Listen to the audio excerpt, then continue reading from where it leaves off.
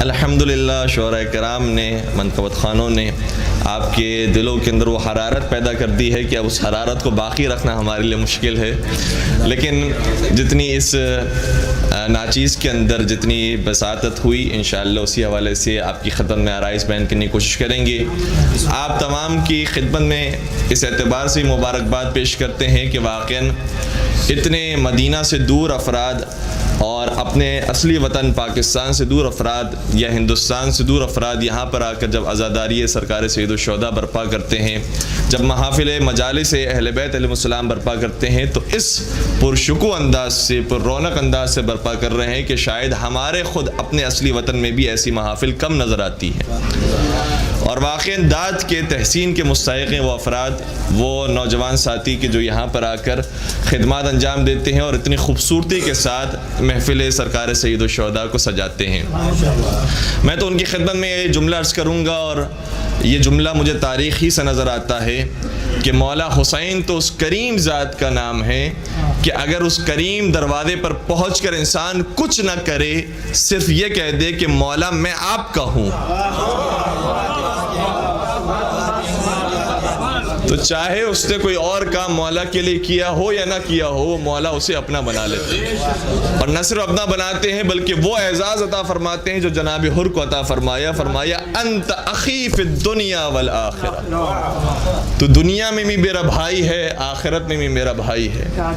یہ مولا حسین جو جناب حر سے فرما رہے ہیں، اس جملے کو آپ تاریخ میں اس سے پہلے ایک اور مقام پر بھی دیکھیں گے۔ وہ کون سا موقع تھا جب نبی نے علی سے فرمایا تھا یا علی انت اخی فی الدنیا والآخرہ، تو جو اعزاز نبی کی نگاہ میں علی کو حاصل ہے، وہی اعزاز حسین کی نگاہ میں ان کے عزاداروں کو حاصل ہے۔ اور اس محفل کو سجانے کے بعد ہمارا اصلی ہدف اور اصلی مقصد یہ نہیں ہے کہ صرف در و دیوار کو سجا لیا جائے، بلکہ جو ہستیاں ان محفلوں کے اندر تشریف لاتی ہیں وہ ہماری تشریف آوری کو، ہمارے اس حقیر سے کام کو اپنی بارگاہ میں قبول و منظور فرمائے۔ سحر انصاری صاحب نے کیا خوبصورت شعر کہا تھا، کہتے ہیں کہ ذکر حسین کب سے کیے جا رہا ہوں میں، ذکر حسین کب سے کیے جا رہا ہوں میں، دل کا زباں سے کام لیے جا رہا ہوں میں، دل کا زباں سے کام لیے جا رہا ہوں میں، مجلس میں آتے وقت، یہ ان کے جملے ہیں، میں اس کو تبدیل کر رہا ہوں، محفل میں آتے وقت، محفل میں آتے وقت یہ دل کو یقین تھا وہ بھی وہاں ہیں جن کے لیے جا رہا ہوں میں۔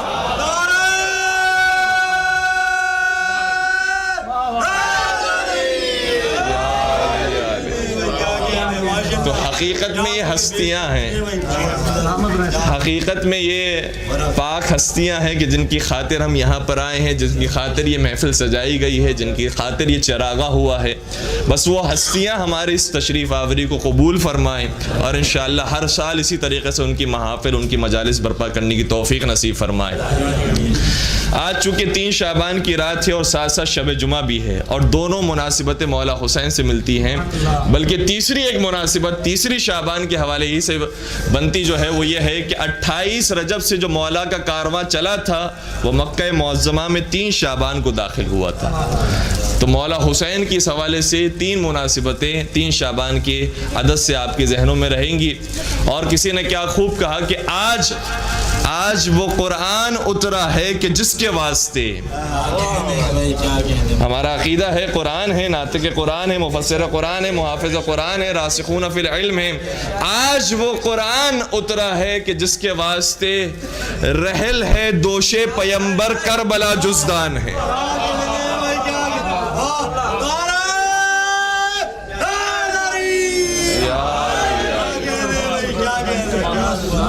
تو آج اس ہستی کی ولادت ہوئی ہے کہ جس کے لیے بستر بنتے ہیں تو پیغمبر کے شانے بنتے ہیں، جن کے لیے بستر بنتے ہیں تو علی مرتضیٰ کا سینہ بنتا ہے۔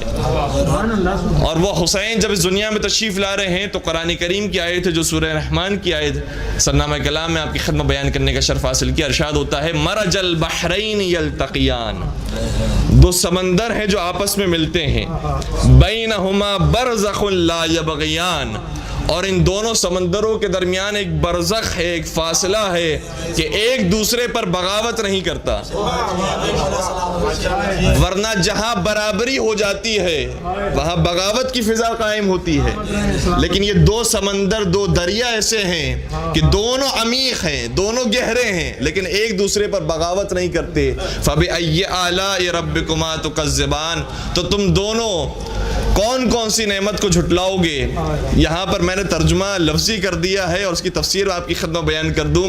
فَبِأَيِّ آلَاءِ رَبِّكُمَا تُكَذِّبَانِ، یا تُكَذِّبَانِ تثنیہ کا صیغہ ہے، تو تم دونوں کون کون سی اللہ کی نعمتوں کو جھٹلاؤ گے؟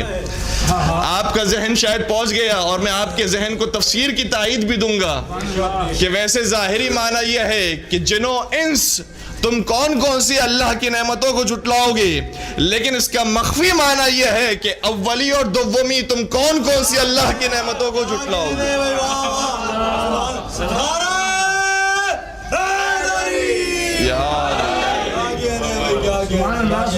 اور پھر آگے لفظ یہ ہے کہ یخرج منہم اللؤلؤ والمرجان، یہ جب دونوں ملتے ہیں تو ان میں سے جو چیز نکلتی ہے وہ یا لؤلؤ ہوتا ہے یا وہ مرجان ہوتا ہے،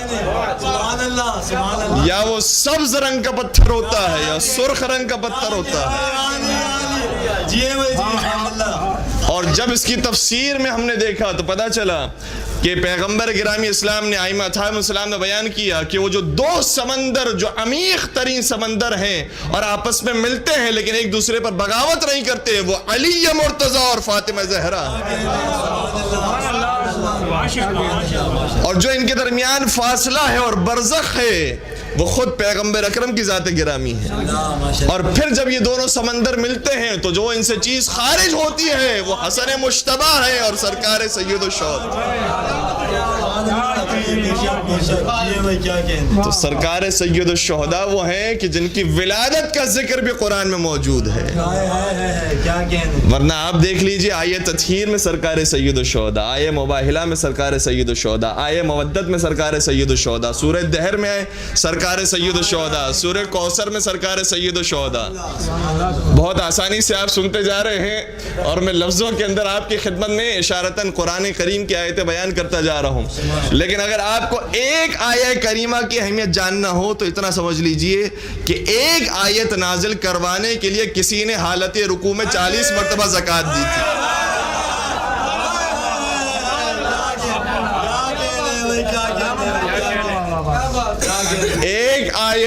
ایک آیت کی قیمت یہ ہے کہ اگر اپنی شان میں نازل کروانا ہو تو علی مرتضیٰ کی طرح انہوں نے بھی کوشش کی کہ 40 مرتبہ حالت رکوع میں زکوٰۃ دی، فقیر کو تیار کیا جب میں رکوع میں جاؤں تو میری انگوٹھی لے لینا۔ اس کے بارے میں کیا خوب کہا کسی نے کہ ان کی نماز بھی گئی انگشتری کے ساتھ۔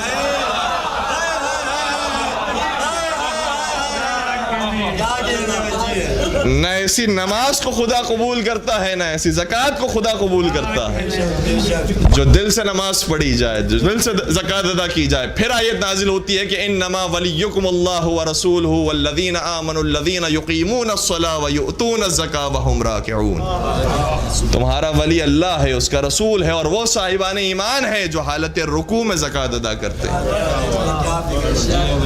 تو سرکار سید الشہداء وہ ہیں کہ کتنی ہی آیتوں کے اندر پنجتن پاک کے ساتھ شامل ہیں، آیہ تطہیر ہو، آیہ مباہلہ ہو، آیہ مودت ہو، آیہ خمس ہو، سورہ دہر ہو، سورہ کوثر ہو، اور یہ کتنے برس کے بچے ہیں۔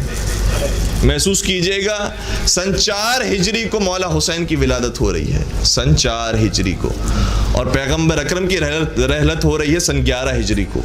4 ہجری سے 11 ہجری تک کا فاصلہ کتنا کم فاصلہ ہے، اور اسی فاصلے کے درمیان ساری آیتیں نازل ہوئی ہیں۔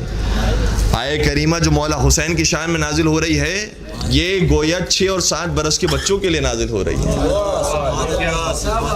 انہیں طہارت کی سند دی گئی، ان سے محبت کرنا واجب قرار دیا گیا، اور جب یتیم مسکین اور اسیر آتے ہیں تو یہ بچے ہیں جو اپنا کھانا یتیم مسکین اور اسیر کو کھلا دیتے ہیں۔ اور پھر قرآن کریم نے کہا ہے انما نطعمکم لوجہ اللہ، ہم جو کھانا کھلا رہے ہیں وہ فقیروں کے لیے نہیں ہے، وہ اللہ کی محبت میں ہے۔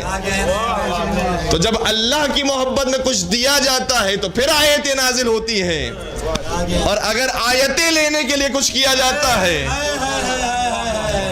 تو پھر آیتیں نازل نہیں ہوتی، پھر کیا نازل ہوتا ہے؟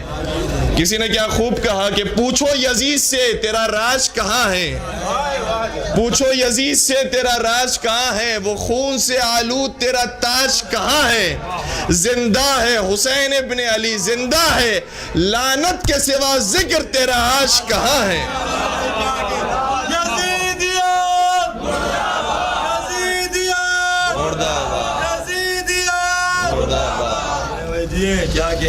اور کسی نے کیا خوب کہا کہ جہاں میں ہے یہی چرچا حسین زندہ آباد، جہاں میں ہے یہی چرچا، اور واقعی یہ حقیقت ہے۔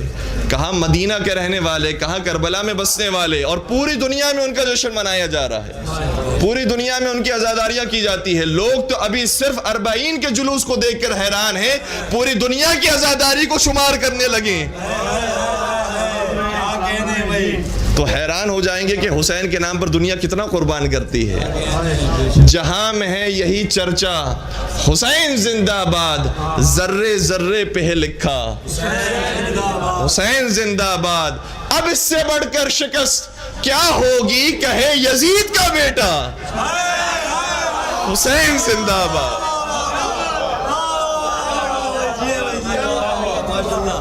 اب اس سے بڑھ کر شکست کیا ہوگی کہے یزید کا بیٹا۔ درود پڑھ دیجئے محمد و آل محمد پر۔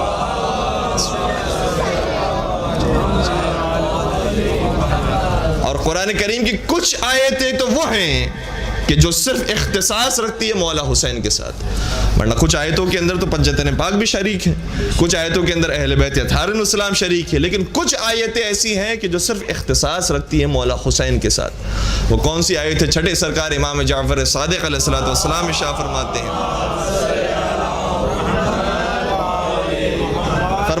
اقرأوا سورة والفجر فی فرائضکم ونوافلکم فإنہا سورة الحسین بن علی۔ فرماتے ہیں کہ اپنی واجب نمازوں میں اور اپنی مستحب نمازوں میں سورہ والفجر کی تلاوت کرو، کیونکہ سورہ والفجر سورہ حسین ہے۔ پورے قرآن کو دیکھ لیجئے، پورے قرآن میں کسی اور نام سے سورہ ملے یا نہ ملے، ایک سورہ محمد ملے گا، ایک سورہ حسین ملے گا۔ اگر پیغمبر کے نام کا سورہ ہے تو دوسرا سورہ حسین کے نام کا موجود ہے۔ اسی لیے تو فرمایا تھا کہ حسین منی وانا من حسین، میں حسین سے ہوں، حسین مجھ سے ہے۔ اور پھر آگے معاملہ یہ ہے، ایک حدیث کا اور جملہ میں آپ کی خدمت بیان کروں، لیکن سورہ والفجر کی بات کو میں مکمل کروں۔ چھٹے سرکار سے معلوم کیا گیا کہ کیوں کہا جاتا ہے سورہ والفجر کو سورہ حسین، تو بیان فرمایا کیونکہ جب اس کا اختتام ہوتا ہے تو ان جملوں پر ہوتا ہے یا ایتھا النفس المطمئنہ ارجعی الی ربک راضیۃ مرضیہ فادخلی فی عبادی وادخلی جنتی۔ اے نفس مطمئنہ، اے نفس مطمئنہ، اپنے رب کی طرف پلٹا اس حالت میں کہ تو اپنے رب سے راضی ہو اور تیرا رب تجھ سے راضی ہو۔ یہی ہے بات، دو لفظ استعمال ہوئے ہیں، راضیۃ مرضیہ، تو اپنے رب سے راضی ہو، تیرا رب تجھ سے راضی ہو۔ دیکھیں اب میں مرحلے آپ کی خدمت بیان کر رہا ہوں اور ایک نتیجے تک پہنچا رہا ہوں۔ دنیا میں کتنے ایسے افراد ہوں گے جو کہیں کہ ہم اللہ سے راضی ہیں، اور شاید کہنے والے بھی ہوں، لیکن جب آسائش ہوتی ہے، آرام ہوتا ہے، سکون ہوتا ہے، تب تو کہتے ہیں کہ ہم اللہ کی رضا پر راضی ہیں۔ لیکن جہاں مشکلات آتی ہیں، پریشانیاں آتی ہیں، تو پھر کہتے ہیں کہ اللہ کو ہمارا ہی گھر نظر آیا تھا، اللہ کو میں ہی نظر آیا تھا۔ تو جو مشکلات پر بھی کہے کہ میں اللہ کی رضا پر راضی ہوں، اسے حسین کہتے ہیں۔ جو مشکلات پر بھی کہے، جو اپنے بیٹوں کو کٹوا کر یہ کہے، جو اپنے گھرانے کو لٹا کر کہے، اسے کہتے ہیں حسین جو اللہ کی رضا پر راضی۔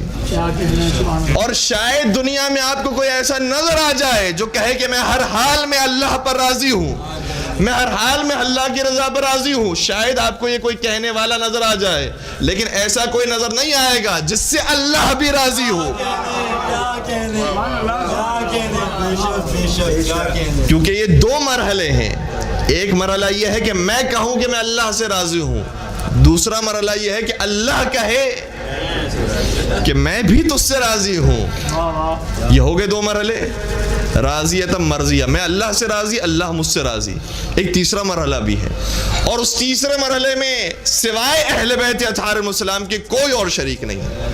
وہ کون سا مرحلہ ہے؟ وہ اسی حدیث کے بعد نظر آتا ہے, حسین منی وانا من حسین. یہ حدیث وہ ہے جو صحیح ترمذی میں موجود ہے, اور صحیح بخاری کے جو الفاظ ہے وہ یہ ہے, حسین منی وانا منہ. یہ ذہن نشین رہے, اور اس کے بعد اہل سنت سے یہ کبھی بھی کسی موقع پر گفتگو کرنے کا موقع ملے تو اس طریقے سے پیش کیجیے گا, حسین منی وانا منہ, صحیح بخاری کے الفاظ. لیکن دونوں مقامات پر آگے جملہ ملتا ہے کہ پیغمبر نے ارشاد فرمایا, احب اللہ من احب حسینا. اب توجہ فرمائیے گا, پیغمبر نے ارشاد فرمایا ہے کہ خدا اس سے محبت کرتا ہے جو حسین سے محبت کرتا ہے. تو یہ تیسرا مرحلہ ہے. ایک مرحلہ یہ ہے کہ حسین اللہ سے محبت کرے, دوسرا مرحلہ یہ ہے کہ اللہ حسین سے محبت کرے, تیسرا مرحلہ یہ ہے کہ جو حسین سے محبت کرے اللہ اس سے محبت کرنے لگے.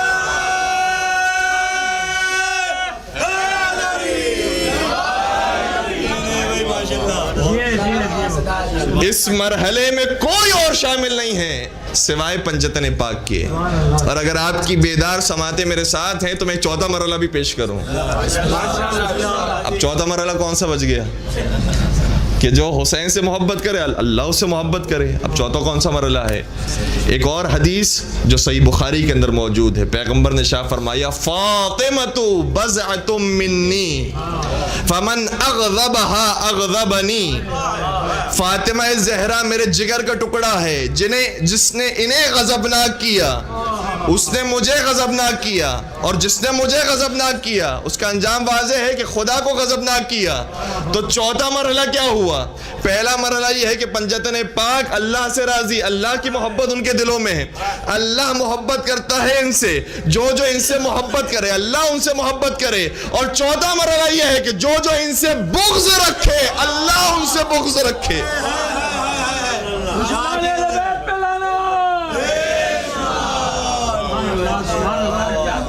ان کی محبت اللہ کی محبت, اور جو ان سے بغض رکھنے والا ہے اللہ ان سے بغض رکھنے والا ہے. اب سمجھ میں آیا جو روزانہ نمازی نماز پڑھتے ہیں اور کہتے ہیں صراط الذین انعمت علیہم غیر المغضوب علیہم ولا الضالین. پروردگارہ ان کا راستہ دینا کہ جن پر نعمتیں نازل ہوئی ہیں اور جن پر تیرا غضب نازل نہیں ہوا ہے. پنجتن پاک وہ ہیں کہ جن سے خدا غضبناک نہیں ہوا ہے, اور وہ درجہ عطا فرمایا ہے کہ جو ان سے محبت کرے ان سے خدا محبت کرے.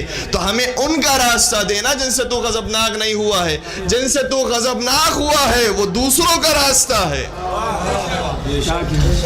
ہمارا راستہ یہ ہے کہ جن سے تو غضبناک نہیں ہوا, جن پر تو نے اپنی نعمتیں نازل کی ہیں.